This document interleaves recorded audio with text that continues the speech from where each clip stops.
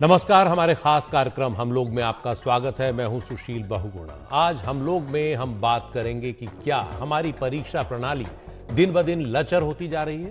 क्या हमारी परीक्षा प्रणाली अपनी पवित्रता खो रही है। चाहे वो कॉलेजों में प्रवेश की परीक्षा हो या नौकरियों में भर्ती की परीक्षा, चाहे वो कोई राज्य हो या फिर कोई अन्य संस्थान, हर जगह परीक्षाएं जो हैं वो आए दिन सामने आ रहा है कि लीक हो रहे हैं उनके पेपर, उनकी पवित्रता प्रभावित हो रही है और इस कारण कई बार परीक्षाएं रद्द करनी पड़ जाती हैं। इससे परीक्षार्थियों का कीमती समय और संसाधन बर्बाद होता है और प्रशासन द्वारा खर्च किए गए करोड़ों रुपए भी। हर बार जांच होती है लेकिन फिर अगली किसी परीक्षा में वैसे ही आरोप फिर से लग जाते हैं। आखिर ऐसा हो क्यों रहा है? क्या हमारी परीक्षा प्रणाली में घुन लग चुका है कि हम एक भी परीक्षा ठीक से नहीं करा पा रहे?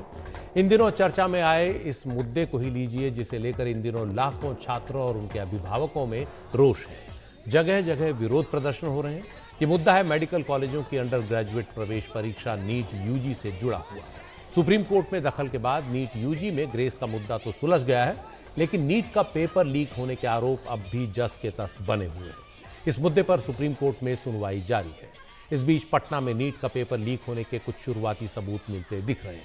पटना में इसे लेकर छात्रों में काफी गुस्सा भी है और वहां भी इस मामले में नीट को लेकर विरोध प्रदर्शन हुए हैं। आरोप लग रहा है कि पटना के एक स्कूल में परीक्षा देने वाले कुछ छात्रों को 20 से 30 लाख रुपए में नीट के पेपर एक रात पहले ही मिल गए थे। इस मामले की जांच के लिए एक स्पेशल इन्वेस्टिगेशन टीम बनाई गई है, जिसका नेतृत्व बिहार की आर्थिक अपराध शाखा के एडीजी मदन कुमार आनंद कर रहे हैं। अभी तक की जांच के मुताबिक पता चला है कि छात्रों को एक रात पहले जो पेपर दिया गया और जवाब रटवाए गए वो वही था जो अगले दिन नीट में आया। इस सिलसिले में 6 छात्र, 3 अभिभावक और 4 दलाल अभी तक गिरफ्तार किए गए हैं। ऐसी कुछ और भी शिकायतें आ रही हैं जिनकी जांच की जानी जरूरी है। उधर इस मामले में नीट की परीक्षा कराने वाली नेशनल टेस्टिंग एजेंसी की साख भी दांव पर है। एनटीए कह चुकी है कि नीट का पेपर लीक नहीं हुआ है। ग्रेस मार्क्स पर भले अपनी ही समीक्षा कमेटी की बैठक के बाद उसे ग्रेस मार्क्स हटाने को राजी होना पड़ा है, लेकिन नीट के परीक्षार्थी ज्यादा बड़े मुद्दे पर जोर दे रहे हैं, पेपर लीक के मुद्दे पर। क्या पेपर लीक हुआ या नहीं? इस बीच केंद्रीय शिक्षा मंत्री धर्मेंद्र प्रधान ने कहा है कि वो छात्रों के साथ कोई नाइंसाफी नहीं होने देंगे। उन बच्चों को एक बार रीटेस्ट करवा दिया जाए। 1563 बच्चों की रीटेस्ट, री एग्जामिनेशन हो जाएगा। स्पेसिफिक इशू वहाँ था 6 सेंटर की, और 1-2 सेंटर की कुछ अनामोली इसकी ध्यान में आ रही। इन्वेस्टिगेशन स्थानीय पुलिस अधिकारी कर भी रहे हैं। ये सारा विषय सुप्रीम कोर्ट के सामने है। अगले सुनवाई तक हमें इंतजार करनी चाहिए। भारत सरकार और पूरा उस विषय में कमिटेड है। देश की इतने बड़े संख्या की जो परीक्षा में बच्चे अपीयर करते हैं, उनको मैं आश्वस्त करना चाहता हूं, एक भी चीज में गड़बड़ होने नहीं दिया जाएगा। अब सवाल यह है कि ऐसे हालात क्यों बन गए हैं जहां हर परीक्षा सवालों के घेरे में आ जाती है। नीट से रीट तक सिस्टम क्यों लीक हो गया? रीट यानी Rajasthan eligibility examination for teachers, शिक्षकों की भर्ती से जुड़ा यह इम्तिहान भी पेपर लीक के कारण सुर्खियों में रहा है। तो बड़ा सवाल यह है कि क्या परीक्षा से जुड़ा माफिया हमारी कानून व्यवस्था के बस से बाहर चला गया है? वो कौन लोग हैं जो इन परीक्षाओं के पेपर्स लीक करवाने में लगे रहते हैं और इस तरह इस देश के भविष्य के साथ गंभीर खिलवाड़ कर रहे हैं? उन्हें कौन संरक्षण दे रहा है? उन पर आज तक क्या कोई ठोस कार्रवाई हुई है? उनके संबंध किन लोगों से होते हैं? वो कहां बैठे हैं कि वो पेपर लीक करवा देते हैं और सुरक्षित रहते हैं? क्या हमारे ही सिस्टम के अंदर बैठे कई लोग उनका जरिया बनते हैं? ये ब्लैक शीप कौन हो सकते हैं, जिन्हें चंद रुपयों के आगे देश के करोड़ों युवाओं के भविष्य की कोई चिंता नहीं? इसी सब पर बात करने के लिए आज हम लोग में हमारे साथ हैं 4 खास मेहमान। हमारे साथ हैं अलख पांडे, जो फिजिक्स वाला के सीईओ हैं और इस नीट यूजी से जुड़े मामले के सुप्रीम कोर्ट में एक याचिकाकर्ता हैं। इसके अलावा शिक्षाविद लतिका गुप्ता हमारे साथ हैं। मध्य प्रदेश के पूर्व डीजीपी शैलेंद्र श्रीवास्तव भी हमारे साथ हैं, जिन्होंने पेपर लीक या भर्ती घोटाले जैसे कई मामलों की पड़ताल की है। और हमारे साथ हैं उत्तर प्रदेश के पूर्व डीजीपी विक्रम सिंह, जिनसे हम पूछेंगे कि पेपर लीक माफिया कानून व्यवस्था की पकड़ से बाहर क्यों दिख रहा है। आप सभी का बहुत बहुत स्वागत है। सबसे पहले अलख पांडे जी, आपसे सवाल। आप इस मामले में याचिका करता हैं, ये पूरा मामला क्या है जनता को समझ में आ चुका है। मैं चाहूंगा कि आप उसे विस्तार से न बताएं, आप ये बताएं कि नीट यूजी का पेपर आपको क्यों लग रहा है कि लीक हो रहा है। हालांकि उससे पहले मैं बता दूं कि आपका एक काम जो लोगों ने बहुत जिसकी तारीफ की है वो है कि गरीब आदमी भी कैसे घर बैठकर यूट्यूब के जरिए पढ़ सकता है, प्रतियोगी परीक्षाओं की तैयारी कर सकता है। उसमें आपकी एक बड़ी भूमिका रही है, उसके लिए आपको साधुवाद। आप ऐसे कई हजारों लाखों छात्रों के लिए एक आदर्श भी हैं, उन्हें पढ़ाते भी हैं, उनके टीचर भी हैं। क्यों लगता है आपको कि यूजी का नीट यूजी का पेपर लीक हुआ है? देखिए, मैं एकदम सच्चाई से बोलूंगा, ये पहला दफा नहीं है कि किसी एग्जाम का पेपर लीक हुआ है। और हर वर्ष जितने भी पेपर होते हैं लगभग उसमें से 50% पेपर हर बार लीक होते हैं, और ये बातें हमेशा सामने आती हैं, तो कोई नया इंसिडेंट नहीं है। और मैं सच बताऊं तो हमारे जैसे शिक्षकों ने, हमारे जैसे लोगों ने, जो स्टेक होल्डर हैं एजुकेशन में, हमने एक्सेप्ट भी कर लिया था इस चीज को कि हाँ, पेपर लीक होते हैं। और अपने बच्चों को हम ऐसी तैयारी कराते हैं कि पेपर लीक होने के बावजूद भी वो एग्जाम को क्वालिफाई कर लें। ये बड़ी दुर्भाग्य की बात है, पर मैं नेशनल टीवी पे चीज को एक्सेप्ट करता हूँ कि ये कोई नई चीज नहीं। प्रॉब्लम ये थी कि इस बार शायद पेपर जो लीक हुआ वो शायद सोशल मीडिया के थ्रू मास लीक पे पहुंचा है। देखिए, मुझे दिक्कत है अगर वो पेपर 5-10 लोग को पहुंचे, 50-100 को पहुंचे, तो भी कहीं ना कहीं इनजस्टिस है, मैं मानता हूं। पर कहीं ना कहीं उसके साथ जीना हमने सीख लिया था, और ये कोई बहुत अच्छी बात नहीं। ये भी एक सवालिया निशान है पूरे एजुकेशन सिस्टम पे, हम सब पे, जितने भी स्टेक होल्डर हैं। पर इस बार क्या हुआ है कि जो कट ऑफ है नीट का, वो बहुत ऊपर चला गया। और वो बहुत ही अचानक से इतना ऊपर गया है। मतलब अगर मैं बताऊं, नीट का कट ऑफ 605 से 610 नंबर पे क्या होता था, बच्चे को एक गवर्नमेंट मेडिकल कॉलेज मिल जाता था, किसी भी वो राज्य का हो, लगभग किसी भी राज्य का। इस बार ऐसा देख रहे हैं हम लोग कि 640 650 पे भी एक बच्चे को गवर्नमेंट मेडिकल कॉलेज नहीं मिल रहा। जैसा कि आपने बात की कि कहीं ना कहीं गांव देहात में गरीब बच्चा भी अब तैयारी करता है नीट की, वैसे ही कुछ बच्चे मेरे से मिलते हैं। सबसे बड़ी दिक्कत उन्हीं बच्चों की है। जैसे अभी यहाँ इलाहाबाद के पास का एक क्षेत्र है नवाबगंज करके, वहां पे एक पत्थर तोड़ने वाली की एक बिटिया है, उसका नाम पूजा है, उसके 636 नंबर आए हैं। और 636 नंबर एक बहुत ही अच्छे नंबर होते हैं नीट के अंदर अगर देखा जाए तो। पर 636 नंबर में भी इस बार उसको गवर्नमेंट मेडिकल कॉलेज नहीं मिलेगा। उसके पिताजी ने उसे ये आखिरी मौका दिया था, चौथा अटेम्प्ट था उसका, अब उसकी शादी हो जाएगी। तो इस तरह के इंसिडेंट पहली बार सामने आए कि रैंक का जो इन्फ्लेशन है वो बहुत बहुत ज्यादा हुआ। 640 नंबर के अंक पे 2021 में हम लोग रैंक देखते थे 7,000, अगले साल वो रैंक हो गई 8,000, अगले साल वो रैंक हो गई 10,000, इस साल वो रैंक 12,000, 15,000, 20,000 हो सकती थी। पर इस साल हम देख रहे हैं कि वो रैंक 40,000 पे पहुंच गई है। तो ये अचानक से इतनी रैंक कैसे इन्फ्लेट हो गई, और यहीं से हमें लगा पेपर लीक का मुद्दा है। 1 जून की एक पीआईएल भी कोर्ट में पड़ी हुई थी। पूरी एफआईआर की कॉपी भी हमने पढ़ी है, यूट्यूब के ऊपर पढ़ के सभी अभिभावकों को, बच्चों को डिटेल में समझाई भी कि हाँ देखिए ऐसा है। और एफआईआर की अगर आप कॉपी एक बार भी पढ़ेंगे, अब तो कबूलनामे की भी कॉपी आ गई जहां लोगों ने कबूल भी लिया है। एफआईआर की कॉपी अपने आप में ये बात बता रही थी कि पेपर लीक हुआ है। कैसे पटना पुलिस को ये पता चलता है कि झारखंड की एक एजेंसी उन्हें बताती है कि एक व्हाइट डस्टर आ रही है, उसको आप रोक लीजिए। उस व्हाइट डस्टर को जैसे ही पटना पुलिस ने रोकने की कोशिश की, शास्त्री नगर पुलिस ने, तो उनको दिखा कि उसमें से लोग निकल के बाहर भाग रहे हैं, बलपूर्वक उन लोगों को पकड़ा गया। उसके बाद उन्होंने कार का, जब उन्होंने ड्रॉर खोला तो कार के ड्रॉर के अंदर से 4 एडमिट कार्ड निकल के आते हैं, फोटो कॉपी। उसमें से एक एडमिट कार्ड आयुष राज नाम के एक बच्चे का है, उसका सेंटर डीएवी है। वहां वो पहुंचते हैं, एग्जाम खत्म होने का इंतजार करते हैं। इसमें मैं धन्यवाद कहूंगा पटना पुलिस को कि इतना संयम रखा, एग्जाम खत्म होने का भी इंतजार किया। उसके बाद जब आयुष से पूछा तो आयुष ने खुद कबूल लिया वहां पे कि पिछली रात हम लोग लर्न एंड प्ले स्कूल में रुके थे, हमें पेपर दिया गया था, हमें रात भर रटवाया गया था। हमारे जैसे 20-25 बच्चों को पेपर दिया गया, रात भर रटवाया, और जब हम पेपर देने आए तो हमने देखा कि वो पेपर 100% मैच हो रहा है। उनमें उन लोग के नाम का जिक्र भी था जिनके अब कबूलनामे आए, जैसे सिकंदर जी है, सिकंदर जी कोई पकड़ा गया था, उनका कबूलनामा भी अब आ गया है। तो ये सारे एविडेंसेस दिखा रहे थे। पर इसमें मुझे सबसे बड़ा जो सवाल था वो मेरा एनटीए के लिए था, कि एनटीए को भी ये बात पता थी, पर उसके बाद भी एनटीए का स्टेटमेंट आता है कि NTA denies any paper leak. तो कोई जी। मुद्दा जब हाईकोर्ट के अंदर है, एक एफआईआर साफ दिख रही, तो आप डिनाई नहीं कर सकते, आप आके बोल सकते थे कि उस पर जी। जांच चल रही है, हम देख रहे हैं। इसलिए पेपर लीक का मुद्दा ऐसा लगता है कि इस बार ज्यादा हाईलाइट हुआ है। But it's not just about paper leak, बहुत सी प्रॉब्लम है, बहुत सी चीजें हैं। एनटीए का जो बिहेवियर था, जो तरीका था ग्रेस नंबर देने का, अगर ग्रेस नंबर दिए थे तो उस बात पे अड़े रहना था। जैसे ही हमारी याचिका गई, पहले ही दिन वो माननीय सुप्रीम कोर्ट के सामने आके बोलते हैं कि हम 1563 बच्चों का ग्रेस हटा रहे हैं। ग्रेस का बेसिस जी क्या था, फॉर्मूला निश्चित क्या ही यूज अलग किया जी, था। इस पूरे मामले पूरे मामले पर एनटीए ने जिस तरह का रुख दिखाया है उससे सवाल तो खड़े होते हैं। ग्रेस मार्क्स अगर एक व्यवस्था की तरह था तो पीछे क्यों लिया गया? और दूसरा, परीक्षा में पेपर लीक का जो सवाल है वो है ही। मेरे साथ 2 बड़े राज्यों के 2 पूर्व डीजीपी भी हैं। पहला सवाल मेरा शैलेंद्र श्रीवास्तव जी आपसे, आपने कई मामलों की पड़ताल की है ऐसे, ये तमाम जो मामले सामने आते हैं हर राज्य में, हर परीक्षा, चाहे वो भर्ती की हो या प्रवेश परीक्षा किसी कॉलेज की हो, सामने आता है। क्यों इस पर काबू अब तक नहीं पाया जा रहा है? कहां तक इस जो माफिया की, परीक्षा से जुड़ा माफिया है, इसकी पहुंच होती है?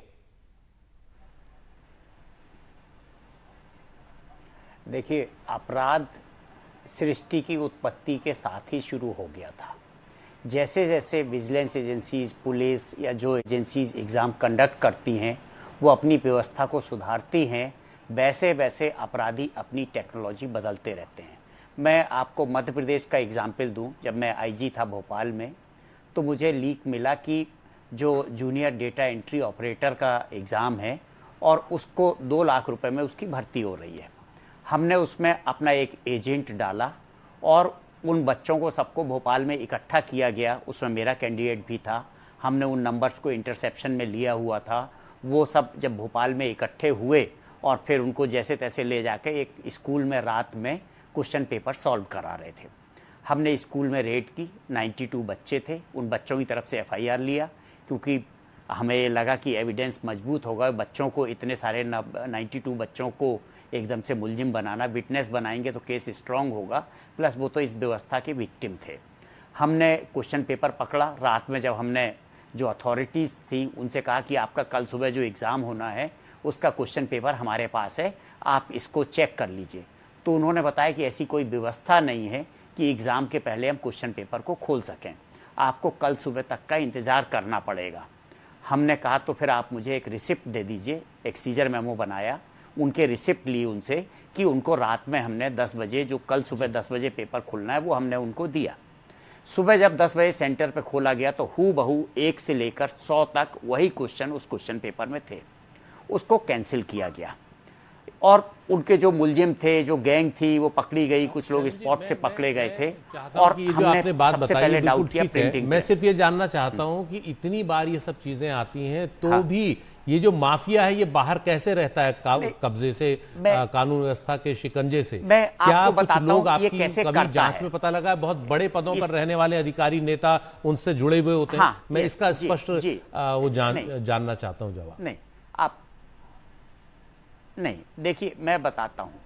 पहली चीज तो जब ये पकड़ा गया तो क्रिमिनल्स ने सोचा कि हमको पुलिस पकड़ती है, विजिलेंट रहती है। उन्होंने अपने सिस्टम को चेंज कर दिया। जो लोग थे, मोल सिस्टम में था, और उन्होंने क्या किया कि OMR शीट ही मैनिपुलेट करना शुरू कर दी, कि OMR शीट से रिजल्ट निकालना शुरू कर दिया। और उसके बाद में राइट टू इन्फॉर्मेशन के तहत कैंडिडेट ने अपनी शीट निकाली, जितने गोले खाली थे उतने भर दिए। तो उन्होंने इंफॉर्मेशन टेक्नोलॉजी सिस्टम्स की और राइट टू इन्फॉर्मेशन एक्ट की, दोनों का मिसयूज किया क्रिमिनल्स ने।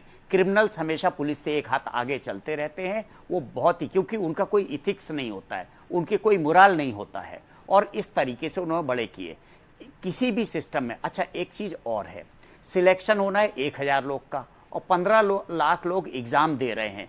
तो ये जो इसका वॉल्यूम है मैग्नीफाइड होता है। डिससेटिस्फाइड लोग बहुत ज़्यादा होते हैं।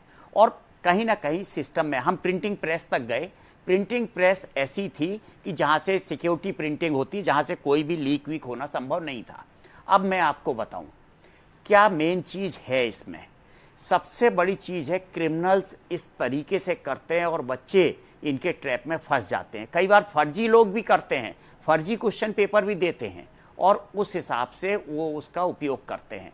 इसी देश में यूनियन पब्लिक सर्विस कमीशन है, जिस पे मुझे, जब से मैं UPSC में सिलेक्ट हुआ हूँ तब से कोई भी एक बार एक क्वेश्चन पेपर प्रीलिम्स का लीक हुआ था कहीं पे, उसके बाद से दोबारा कभी नहीं। तो ऐसा नहीं है कि हम ऐसी व्यवस्था देने में सक्षम नहीं है। देश का सबसे बड़ा, सबसे प्रेस्टिजियस एग्जाम है, यही देश करा रहा है और इसको एकदम स्वच्छ, साफ सुथरे तरीके से करा रहा है। तो पहली चीज तो होना चाहिए प्रदेश के पूर्व DGP विक्रम सिंह जी भी हैं। शैलेंद्र जी, मैं आपसे आगे बात करूंगा। विक्रम जी, ये हमें पता है कि लोगों को लालच, लोभ होता है पैसे का, तो इस तरह के काम करते हैं।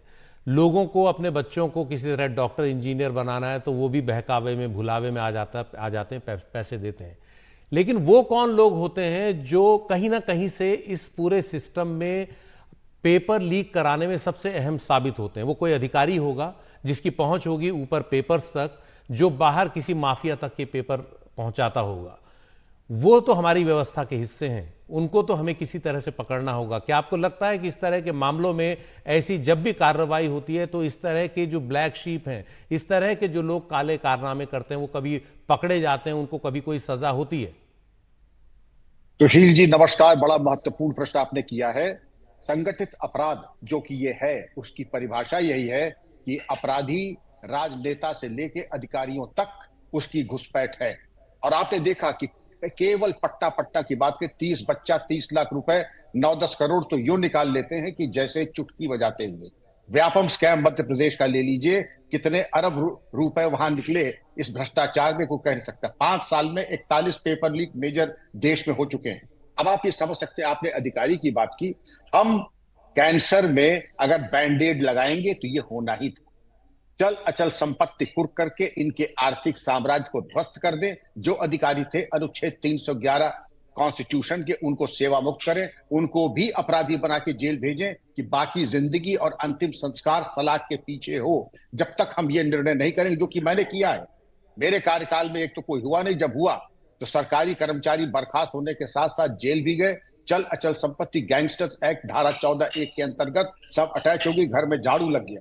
और तब इनको जब तबाह किया गया हर तरीके से, तब आप समझते हैं कि इसमें नियंत्रण। लेकिन अगर आप कहेंगे कि आज हम मुकदमा लिखेंगे, 15 साल बाद निर्णय आएगा, कुछ मर जाएंगे और कुछ दोष मुक्त हो जाएंगे, तो उस तरीके से काम नहीं चल रहा है। और फास्ट ट्रैक कोर्ट में डालें, सुनिश्चित करें कि 30 वर्किंग डे में फैसला आ जाए, इनको इस तरीके से सजा मिले कि आजीवन कारावास के लगभग समकक्ष अब अधिकारियों की भी और अपराधियों की भी। सुशील जी, बहुत ज़रूरी है, क्योंकि देश के भविष्य के साथ ये सीधा खिलवाड़ है। हमारे साथ शिक्षाविद लतिका गुप्ता भी हैं। लतिका जी, इस सबसे बिल्कुल अलग, ये पूरा मामला कानून व्यवस्था का है। एक बड़ा सवाल ये भी है कि हम कैसी शिक्षा प्रणाली बना रहे हैं अपने लोगों के लिए, अपने छात्रों के लिए, अपने भविष्य के लिए। इस शिक्षा प्रणाली में जिस तरह से हम सवाल पूछते हैं, जिस तरह से हम परीक्षा लेते हैं, क्या आपको लगता है कि उसमें भी कुछ बदलाव किए जाने की ज़रूरत है? कहीं ना कहीं हम गलत तरीके से परीक्षाएं ले रहे हैं, जो बहुत आसानी से लीक हो जाती हैं और इस तरह के बड़े घोटाले सामने आते हैं। क्या बदलाव की ज़रूरत है? जी हाँ, बिल्कुल। पहले तो ये कि जो परीक्षा है वो शिक्षा से बिल्कुल जुदा है। आप देखिए, हमारी इस चर्चा में एक भी शिक्षक नहीं है। तो परीक्षा को हमने एक बहुत ही तकनीकी चीज़ बना के एक बहुत बड़ी संस्था खड़ी करी। पहले हमने बोर्ड खड़े किए हुए थे, उनके भी यही समस्याएं थी। और आप बार बार, अभी मैं सुन रही थी, इसमें एक शब्द इस्तेमाल कर रहे थे, सिस्टम में लोग हैं। अगर आप देखिए तो हमने ये जो नई प्रणाली खड़ी की हुई है, इसमें सिस्टम नहीं है। ये एक बहुत ही औपचारिक रूप से इधर से थोड़े से लोग आए, उधर से थोड़े से लोग आए, ऐसे एक जुटा के हमें कार्य कर रहे हैं, बहुत बड़ा कार्य जिसको हम परीक्षा कह रहे हैं। और उसकी अगर आप जिम्मेदारी ठहराने चलेंगे तो आपको पता चलेगा कि व्यवस्था में ऊपर से नीचे तक कोई स्थायी रूप से है ही नहीं। सब थोड़े थोड़े दिनों के लिए आए, कोई 5 दिन के लिए आया, कोई आइटम बनाने, कोई कहीं से आया, कोई कहीं से आया। अगर कोई स्थायी होगा तो वो शायद वो प्रिंटिंग प्रेस वाले होंगे, जो NTA के लिए छापते होंगे, या टाइपिंग वाले होंगे। उसके अलावा कोई स्थायी नहीं है। तो इसका मतलब है कि शिक्षा का जो एक बहुत ही अभिन्न अंग है परीक्षा, उसको हम शिक्षा व्यवस्था से, शिक्षक से, स्कूल से, सबसे जुदा करके बैठे हैं।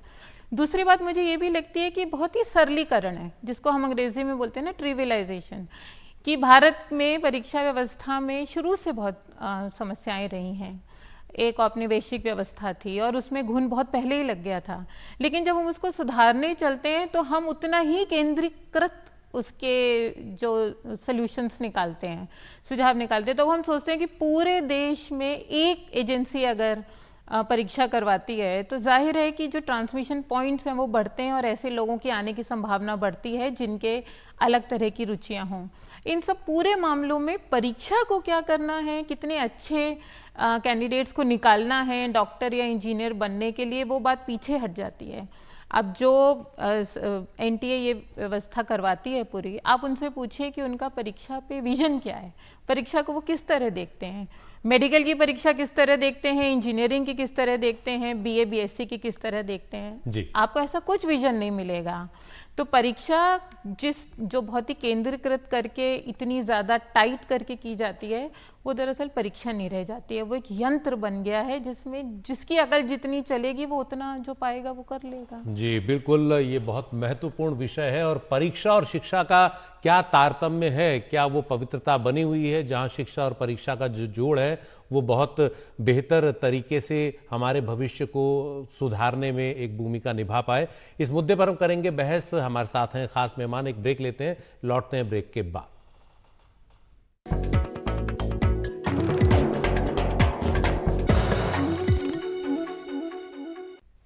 आप देख रहे हैं हम लोग, और नीट यूजी प्रवेश परीक्षा के बहाने हम सवाल कर रहे हैं कि क्या हमारी परीक्षा की पवित्रता भंग हो रही है। हमारे साथ कई खास मेहमान हैं इस मुद्दे पर बातचीत करने के लिए। सबसे पहले मैं अब एक सवाल सबसे करना चाहूँगा और संक्षेप में जवाब चाहूँगा। सबसे पहले अलख पांडे जी, आपसे जवाब। आपको अगर मौका मिलेगा तो इस व्यवस्था को ठीक करने के लिए आप क्या करेंगे, संक्षेप में बताएं ताकि ऐसी नीट यूजी जैसी समस्याएं ना आए। सिस्टमेटिक ऑपरेटिंग प्रोसीजर्स के बहुत गैप हैं, और तो एक एसओपी सही से नहीं बनाए गए थे, उसके ऊपर लैग है। और मुझे लगता है ये सारी चीज़ें ना प्रायोरिटी के ऊपर होती हैं। अगर मुझे आप दे देंगे तो मैं कैसे बनाऊंगा? ऑफ कोर्स मैं बहुत सारी चीज़ सोचूंगा। मैं तो ये सोचूंगा साल में 2 बार नीट की परीक्षा करा दूं, तो एक बच्चा 3 साल में ही 6 अटेम्प्ट दे के समझ में आ जाए कि उसे उसके और अटेम्प्ट लेने हैं कि नहीं। नीट के अंदर बहुत सारे अटेम्प्ट हैं। मैं तो ऐसी चीज़ें करूंगा कि जहाँ पेपर लीक होने के चांसेस ऑफलाइन, तो क्या मैं इसको कंप्यूटर बेस ले जा सकता हूँ जहाँ मुझे टाइम लॉस का सही से अंदाजा भी हो जाएगा। इसका प्रेसिडेंट मेरे पास पहले से है जेई मेंस के अंदर। क्या मैं इसको 2 पार्ट में तोड़ सकता हूँ इसी परीक्षा को, जैसे आईआईटी जेई के अंदर हमने तोड़ा है? पर ये सब क्वेश्चनेबल है। मेरे को लगता है प्रायोरिटी की बात है। एक बहुत अहम मुद्दा मैं यहाँ पे बोलना चाहूंगा कि हम सिर्फ सरकार से बार बार सवाल कर रहे हैं, सरकार ने ऐसा किया, एनटीए ने ऐसा किया। देश की प्रायोरिटी क्या है? देखिए, सरकार की प्रायोरिटी, सरकार के लिए सबसे ज्यादा इंपॉर्टेंट वही चीज होती है जो देश के लिए होती है। आज इंडिया पाकिस्तान का एक मैच होता है तो पूरा देश ट्वीट करता है, सारे सेलिब्रिटी ट्वीट करते हैं, सारे स्टार ट्वीट करते हैं, सारा राजनेता हर कोई आ जाता है, इंस्टाग्राम पे फोटो डालता है। जब नीट जैसा कोई एग्जाम में गलती होती है, कौन सामने आया? कोई नहीं आया। तो सरकार उन्हीं मुद्दों को प्रायोरिटी पे लेती है जिस मुद्दों को पब्लिक प्रायोरिटी पे लेती है। हमारे लिए क्या एजुकेशन भारत के लिए प्रायोरिटी है? क्या डॉक्टर बनाना हमारे लिए प्रायोरिटी है? और अगर नहीं है तो जब कोविड आता है तो हम हाथ जोड़ के क्यों डॉक्टरों की तरफ देखते हैं कि वो हमें बचाएं? तो हमें लगता है पूरे देश में जागरूकता की यहाँ पे एक जरूरत है। और उसके बाद हमें लगता है, जैसा कि सर ने भी बोला, मुझे भी लगता है कि हमारी एजेंसीज केपेबल हैं, क्योंकि यूपीएससी की परीक्षा आप कराते हैं, आईआईटी एडवांस की परीक्षा इतनी खूबसूरती से कराते हैं, तो नीट की क्यों नहीं हो पाई? मुझे लगता है इस पूरे देश को एजुकेशन को बहुत ज्यादा इंपॉर्टेंस देनी है। बेसिक बिल्डिंग ब्लॉक जो है हमारा वो वीक पड़ता जा रहा है। ऊपर से इकोनॉमी में हम बोलते हैं कि हम 5वीं सबसे बिगेस्ट इकोनॉमी है, आने वाले साल में हम 3री सबसे बिगेस्ट इकोनॉमी बन जाएंगे, पर क्या हमारे फंडामेंटल्स वीक रह जाएंगे? तो ये पूरे देश को जागरूक होने की जरूरत है। ना जाने कितने लोग को भी पता भी नहीं होगा कि नीट के अंदर ऐसी कोई प्रॉब्लम हो रखी है। कल को वो डॉक्टर को अपना हाल दिखाने जाएंगे तो उन्हें पता भी नहीं होगा कि ये डॉक्टर कैसे बना है, ये 30 लाख रुपए दे के डॉक्टर बना है या एग्जाम क्वालिफाई करके डॉक्टर बना है, क्या ये रात भर पेपर रट के डॉक्टर बना है चीटिंग करके, या पढ़ के डॉक्टर बना है। जी बिल्कुल, हमारे साथ विक्रम सिंह जी भी हैं। विक्रम जी, आप क्या हल सुझाते हैं इस समस्या का कि इस तरह पेपर लीक ना हो? सुशील जी, हल बड़ा सहल। पहले हम निर्णय ले लें कि हम फूल प्रूफ और फेल प्रूफ इम्तिहान कराएंगे। पहले अंदर निर्णय ले लें। जब आप अंदर निर्णय ले लें कि आपका ये गंतव्य है, तब आप अंतरराष्ट्रीय और राष्ट्रीय बेस्ट प्रैक्टिसेस को देखें। जी मैट, सैट और तमाम जो इम्तिहान जो बिल्कुल टैंपर प्रूफ हुए हैं, उनकी जो एसओपीज है उनको लेकर के कांस्टेंट इंप्रूवमेंट, कांस्टेंट इनोवेशन के साथ, और हम लोग ये सब चीज करा चुके हैं। बड़ी विनम्रता के साथ मैं लतिका मैम से कहूंगा कि मैं अपने नाम के पहले डॉक्टर, लेकिन मैं चांसलर हूं 4 साल से, वाइस चांसलर रहा हूं 4 साल, 13 बच्चों को पीएचडी कराया। अलग जी तो शिक्षक है, मैं भी शिक्षक कहने का गुरूर कर सकता हूं। तो ये मेरा विनम्र निवेदन है, ऐसा नहीं है। लेकिन जो आपने फेल प्रूफ और फूल प्रूफ बातें कही हैं, इट इज परफेक्टली डूएबल। पहले अंदर निर्णय कर लीजिए, आप चाहते भी हैं या नहीं चाहते। यहां कहो चोर और उधर कहो भागने का रास्ता दिखा दो। जी शैलेंद्र जी, आपके पास क्या हल है? आपने इतने मामलों की जांच की है, कैसे इससे निपटा जाए? देखिए, पहले तो इसकी तह तक पहुंचना चाहिए। जो भी इसमें इन्वॉल्व हो, जैसा विक्रम सर ने बोला था कि उसको नस्त नाबूद कर देना चाहिए, हूसोएवर ही मे बी, पहला पार्ट। सेकंड पार्ट, एक फुल प्रूफ सिस्टम देना चाहिए। और हम में क्षमताएं हैं, हम यूपीएससी का एग्ज़ाम कराते हैं, इतने अच्छे से कराते हैं, हमें उस हिसाब से व्यवस्था लेके और पूरे देश में उस तरीके से एग्ज़ाम कराना चाहिए। टेक्नोलॉजी, मेरा व्यक्तिगत रिजर्वेशन है, आई मे बी रॉन्ग, कि टेक्नोलॉजी में मैनिपुलेशन ज़्यादा हो जाता है, ये मैंने देखा है अपनी आंखों के सामने से। तो टेक्नोलॉजी को विद प्रॉपर विजिलेंस ही इस्तेमाल करना चाहिए कि हम किस तरीके से कर रहे हैं, क्योंकि डिब्बे के अंदर, कंप्यूटर डिब्बा है, उसके अंदर क्या मैनिपुलेशन हो रहा है ये पकड़ना थोड़ा, जो हमारे फील्ड के अफसर हैं उन लोग को थोड़ा कठिन होता है। तो इसमें और दूसरी चीज़ जो आउटसोर्सिंग कर रहे हैं, जैसा मैडम ने कहा था, आउटसोर्सिंग इज बैड, उनकी अकाउंटेबिलिटी नहीं होती, विजिलेंस में नहीं फंसते हैं, उनकी प्रॉपर्टीज के रिटर्न्स नहीं फाइल होते हैं। तो जो होना चाहिए, गवर्नमेंट सर्वेंट के ऊपर जितना प्रेशर होता है किसी ने होता है। जी जी। तो एक एसओपी ब्रेक है, के जैसा बाद पांडे मैं जी ने एक बोला, और अहम मुद्दा बहुत जिस पर अच्छे लतिका से जी पांडे ने जी ने सवाल बताया। उठाया, शैलेंद्र जी उस पर बात करूंगा कि क्या हमारी परीक्षा और शिक्षा के बीच में कोई संबंध रह भी गया है या नहीं, या फिर हम एक तरह से एक के बाद एक इम्तिहान पास कराकर कुछ लोगों को आगे तो बढ़ा रहे हैं लेकिन शिक्षा नहीं दे पा रहे हैं। इस पर हम करेंगे खास बात। और टेक्नोलॉजी की आपने बात की, तो इसे बेचारी ईवीएम से बेहतर कौन जानता है, जिस पर हर रोज सवाल उठते हैं। ब्रेक के बाद लौटते हैं, शिक्षा और परीक्षा के बीच का जो संबंध है उस पर हम करेंगे बात।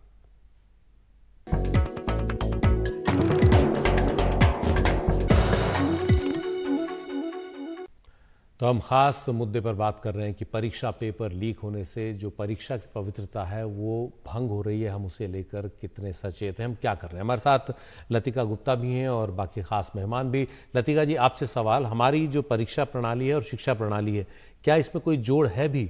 क्या हम ऐसे लोग पैदा कर रहे हैं, ऐसे नागरिक आगे बना रहे हैं जो शिक्षा लेकर के आए इस परीक्षा प्रणाली के जरिए? देखिए, ये जो जोड़ है ये हमेशा से हमारे देश में थोड़ा कमज़ोर रहा है, क्योंकि अंग्रेज़ों ने जो व्यवस्था बनाई उसमें शिक्षक पे भरोसा नहीं उन्होंने रखना उचित समझा, और इसीलिए परीक्षा को शिक्षा से, शिक्षक से हमेशा दूर किया गया।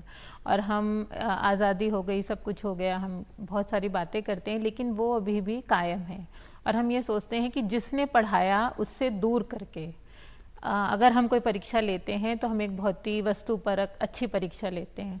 अब जैसे नीट का ही अगर आप मामला लीजिए, तो क्या मेडिकल काउंसिल ऑफ इंडिया ने कभी इस पे अपना कोई दर्शन बनाया है कि जो वो चाहते हैं समाज में डॉक्टर बने, जो फीमेल फिटिसाइड जैसे लालचों में ना फंसे, एक ईमानदार अच्छे डॉक्टर बने, वो कैसे हों, उनमें क्या गुण हों? क्या उन्होंने कभी इस तरह की कोशिश करी? जाहिर नहीं करी, उन्होंने किसी और को दे दिया। वो एक संस्था है जो मेडिकल के, इंजीनियरिंग के, यूनिवर्सिटी में पढ़ाने वालों के, यूनिवर्सिटी में पढ़ने वालों के, नौकरियों के, हर तरह की परीक्षा करवा रही है।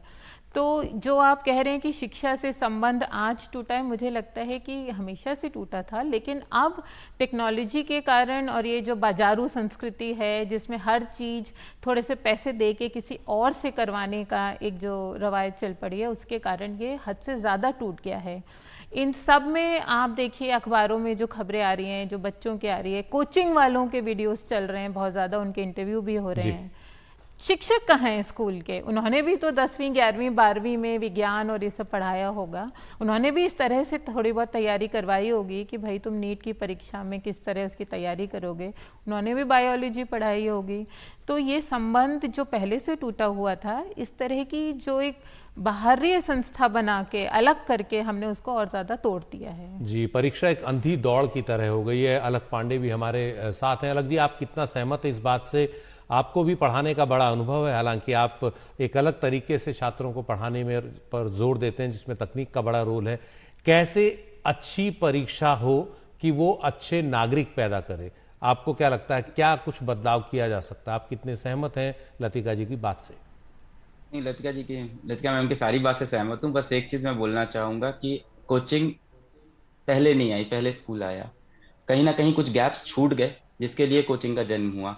मैं भी खुद कहूंगा काश हमारा स्कूल सिस्टम इतना स्ट्रांग हो जाए कि मेरे जैसे लोगों की जरूरत ना हो भारत को। बहुत अच्छी बात होगी अगर हमारा स्कूल सिस्टम इतना स्ट्रांग हो जाता है। शायद कुछ गैप्स रह गए थे, इसलिए हमारे जैसे संस्था का यहाँ पे जन्म हुआ, जो कि ऑफकोर्स जिसकी कोई जरूरत इस सिस्टम के अंदर नहीं होनी चाहिए। एक आइडियल सिस्टम के अंदर कोचिंग को नहीं होना चाहिए, मैं भी ये चीज बिलीव करता हूँ आपके साथ। शिक्षा और परीक्षा का दूर होना जो आपने बात की, देखिए इसमें मेरे थोड़े ओपिनियन डिफरेंट रहेंगे, क्योंकि एक शिक्षक एग्जाम कंडक्ट कराए थोड़ा डिफरेंट है कि वही बॉडी एग्जाम कंडक्ट कराए। हालांकि सीबीएसई जब तक एग्जाम कंडक्ट करा रही थी नीट का, बहुत अच्छे से हुआ, बट ये कोई रीजन नहीं हो सकता है कि पेपर लीक हो गया। ये कोई रीजन नहीं हो सकता है कि एनटीए बिना बताए ग्रेस नंबर जारी करता है। ये कोई रीजन नहीं हो सकता है कि एनटीए ट्रांसपेरेंट ना हो। देखिए, परीक्षा कराना कहीं ना कहीं एक ऑपरेशनल वर्क है कि आपको ऑपरेशंस देखने हैं कि पेपर कहाँ से छपेंगे, कहाँ पे जाएंगे, कब होंगे, टाइम कोऑर्डिनेट करना। तो मुझे नहीं लगता इसके अंदर डायरेक्टली आप ये भी नहीं कह सकते कि शिक्षक बैठ के ये ऑपरेशन संभाल सकता है। This is role of like managers. हम ऐसे लोग जो ऑपरेशंस में एक्सपीरियंस्ड हो, ऐसे लोग जो एडमिन में एक्सपीरियंस्ड हो, तो ये पूरी डिफरेंट फील्ड है। हाँ, ये मैं मान सकता हूँ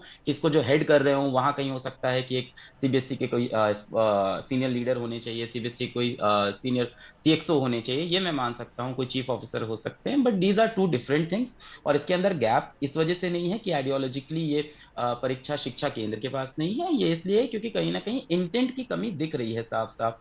आप एनटीए के डायरेक्टर साहब के चाहे बयान देख लीजिए, चाहे एनटीए के नोटिस देख लीजिए, इनकम्प्लीट, इनसफिशिएंट, कंफ्यूजिंग। मैंने ये चीज मिनिस्ट्री ऑफ एजुकेशन को भी यही चीज कम्युनिकेट की है कि बात ये नहीं थी कि क्या हुआ, बात ये है उसको कैसे हैंडल किया गया। जिस तरह से हैंडल किया गया वो भी बड़ा ही जी चिंताजनक विषय है। तो आई डोंट एग्री कि ये दोनों चीजों को एक ही जगह होना चाहिए। जी, बहुत बहुत शुक्रिया अलख जी इस पूरे विचार के लिए, जानकारी के लिए। लतिका जी, आपका भी बहुत बहुत धन्यवाद। और विक्रम सिंह जी और शैलेंद्र श्रीवास्तव, आप फॉर्मर डीजीपी हैं, आपका बहुत बहुत धन्यवाद इस पूरे मसले पर इस विचारोत्तेजक बहस में हिस्सा लेने और अपने ख़ास जो विचार हैं वो रखने का। हमें किसी भी तरह से कोशिश करनी है कि हम परीक्षा की पवित्रता को बनाए रखें और शिक्षा किस तरह से परीक्षा से जुड़े इस पर भी ध्यान रखें। लौटते हैं, बहुत छोटा सा समय है ब्रेक के बाद, एक सवाल लतिका जी के साथ।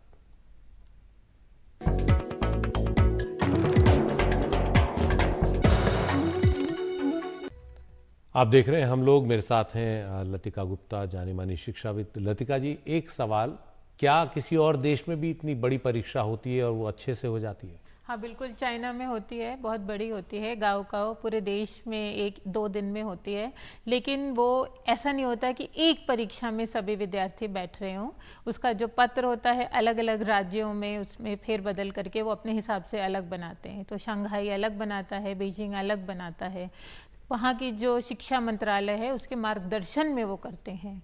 तो अगर हम इस केंद्रीकरण के उस ऑब्सेशन से थोड़ा उबर जाएंगे तो मुझे लगता है कि हम अपनी परीक्षाएं कहीं बेहतर करवा पाएंगे अगर हम राज्यों को थोड़ी छूट देंगे और कई संस्थाएं अगर विकसित करने में हम रुचि दिखाएं। केवल 1 या 2 संस्था को लेके हम खुश ना हों, अलग अलग संस्थाएं विकसित करें तो हम बेहतर कर पाएंगे ये काम। जी, बहुत बहुत शुक्रिया लतिका जी इस सुझाव के लिए। और जहाँ से भी सीखने को मिले सीखना चाहिए। चीन इससे भी बड़ी परीक्षा कराता है, अगर वो इससे बेहतर उसमें कुछ मिलता है तो हमें वहाँ से भी स्वीकार करना चाहिए और अपनी परीक्षा प्रणाली की पवित्रता को कायम रखने में पूरा जोर लगाना चाहिए। हम लोग में आज इतना ही। बहुत बहुत धन्यवाद। नमस्कार।